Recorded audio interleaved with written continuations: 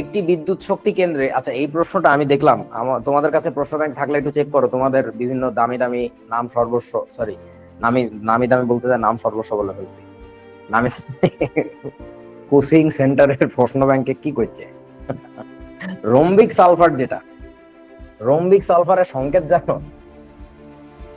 বলো তো রম্বিক সালফারের সংকেত কি? S8 সংকেত কিন্তু S8। আমি কয়েকটা প্রশ্ন ব্যাংকে দেখলাম বেশ নাম সরি নামি দামি কোচিং এর, তারা এস ধরে অঙ্ক করতে চলে আসছে। S8। এটার আরেকটা নাম কি জানো? রম্বিক সালফার আরেকটা নাম কি? এটার আরেকটা নাম হচ্ছে আলফা সালফার। কখনো যদি এইভাবে থাকে তাহলে একই ক্রাউন সালফার। এটাই আবার ক্রাউন সালফার। হ্যাঁ, এটাই আবার ক্রাউন সালফার। ও আচ্ছা, এটাকে আবার বুয়েটে 10 প্রাপ্ত কোচিং সেন্টারে এখানে S ধরে ফেলছে, S+O2 আছে, এরকম বিভিন্ন নামি দামি কোচিং আছে আর কি আমাদের দেশে। আচ্ছা, তারপরে আরো একটা মজার ব্যাপার, এটাকে অনেক সময় সাইক্লোসালফারও বলে, যদিও সাইক্লোসালফার বলতে S7 টাকে বোঝায় বেশি, ওটা বেশি অ্যাভেলেবল, বাট এটাকে সাইক্লো বলে কেন? সাইক্লিক স্ট্রাকচার তাই আর কি। এটার গঠনটা দেখতে কেমন? এই যে ক্রাউনের মতো, মুকুটের মতো। S7 আছে, S6 আর S8, এই দুইটা না, একটা ক্রাউন একটা চিয়া সিড। সালফারের যে কতগুলা রূপভেদ, অ্যালোট্রপ, এ দেখলে মাথা খারাপ হয়ে যায়। কয়টা ডট হইছে এখানে দেখেন তো, 8টা হইছে না?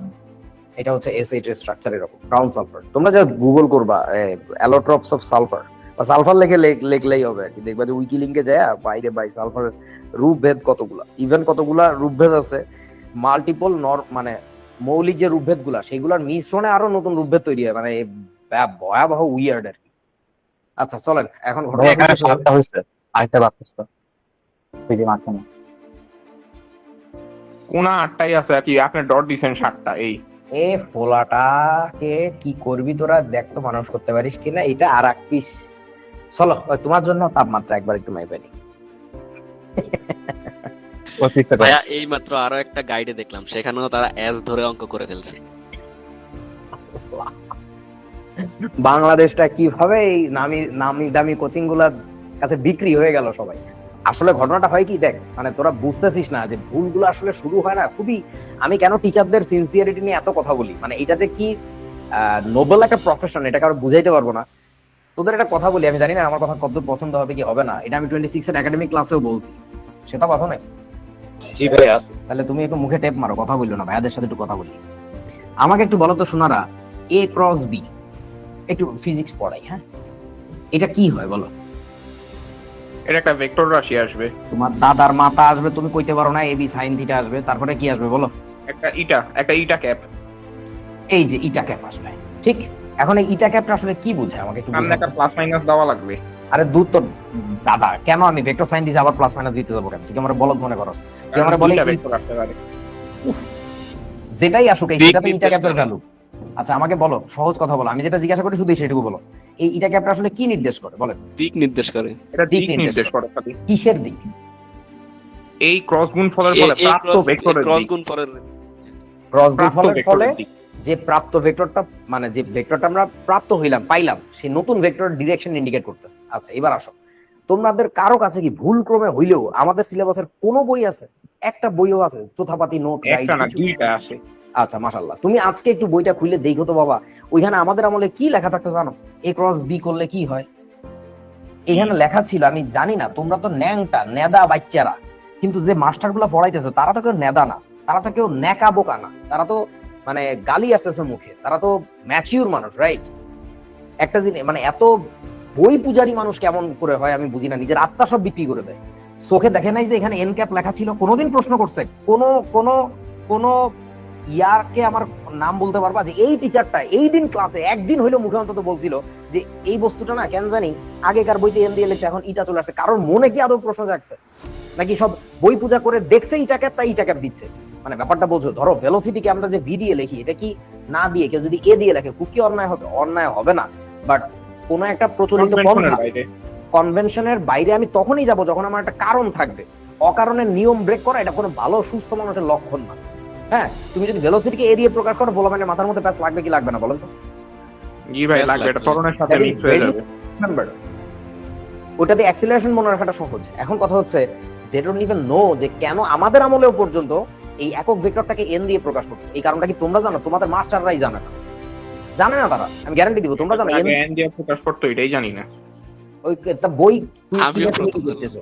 আর 6 মাস পরে তো তুমি ভটানি শুরু করবা, তুমিও তো এই গাধাই হবা। আমি বলি না বুইটে ভর্তি হচ্ছে ঠিক আছে, মানে কনসেপ্ট আসলে যেখানে থাকার কথা সেখানে নাই। আমাদের আমলের একটা ক্লাসের সবচেয়ে ফালতু ছেলেটারও এইসব কনসেপ্ট ছিল যে এন দিয়ে ক্যান লেখে, কিন্তু কেন জানি এখনকার টিচারদের মধ্যে এই জিনিসগুলো নাই, মানে জানে না, খালি জানে এন দিয়ে ভাই হইছে, এটা একক ভেক্টর, এটা এবিসি দিয়ে প্রকাশ করা যায়, সেটা আমিও জানি। এন লেখার একটা কারণ ছিল, ওই ভি লেখার যেমন একটা বেগের কারণ ছিল, এতে অ্যাক্সিলারেশন লেখার কারণ ছিল, এখানে একটা কারণ ছিল। সেই কারণটা কেউ জানো? শুনলে বলবা যে ও ব্যাপারটা খুবই মজার। হচ্ছে যে এন দিয়ে কি নরমাল বুঝায়, মানে নরমাল ফোর্সের ডিরেকশনের দিক, ফোর্সের না, নরমাল ডিরেকশন। নরমাল মানে কি জানো? লম্ব, মানে তলের লম্ব, অভিলম্ব, অভিলম্ব, হ্যাঁ। তলের লম্ব। এ আর বি ভেক্টর যে তলে অবস্থিত, সেই তলের দুইজনের সাথে তো লম্ব ডিরেকশনে থাকে, এইটা বোঝানোর জন্য এন ক্যাপ দিত। যখন আমাদের ক্লাসে স্যাররা একবার বলতো that is the story, that's N দেয়। কারোর ছিল না মুখস্থ করা লাগতো, কারোর ছিল না মাথার মধ্যে কিছুই না ভাই, আচ্ছা বুঝছি নরমাল ডিরেকশন এন।